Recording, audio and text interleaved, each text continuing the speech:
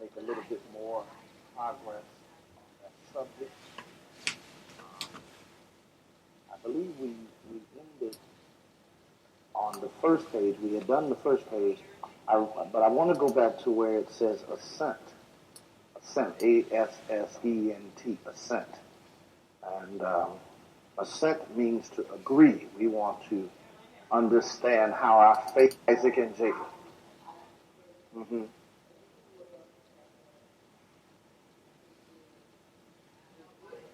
in this time, yes. But that three and one.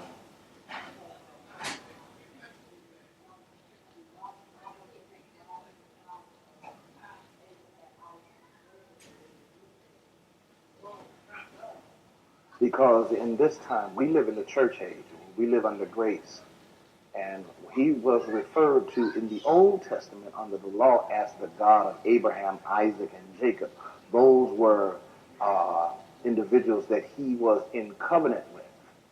He was in covenant with. And we have to understand the concepts and precepts of covenant, and then we understand why he is given that title. But if you notice in the Old Testament, he is also says, he told Moses, he says, I am that I am. And in other places, he is referred to as Jehovah or Yehovah, which is the one God, or Elohim. He was referred to by various names, but he was one God. So there's various titles that he was called the Holy One of Israel as well.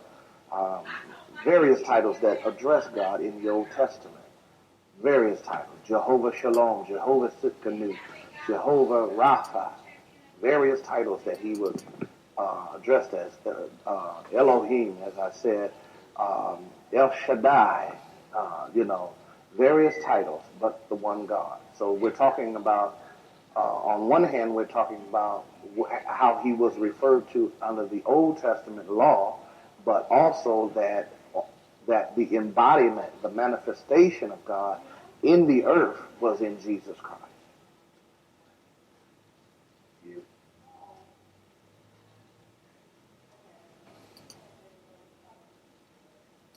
Absolutely. Absolutely. Now that you asked that question, it kind of does provoke some more thought. We walk by faith and not by sight. So we're operating in faith, and we're walking in faith. And really, what are we doing? We're walking in the unseen.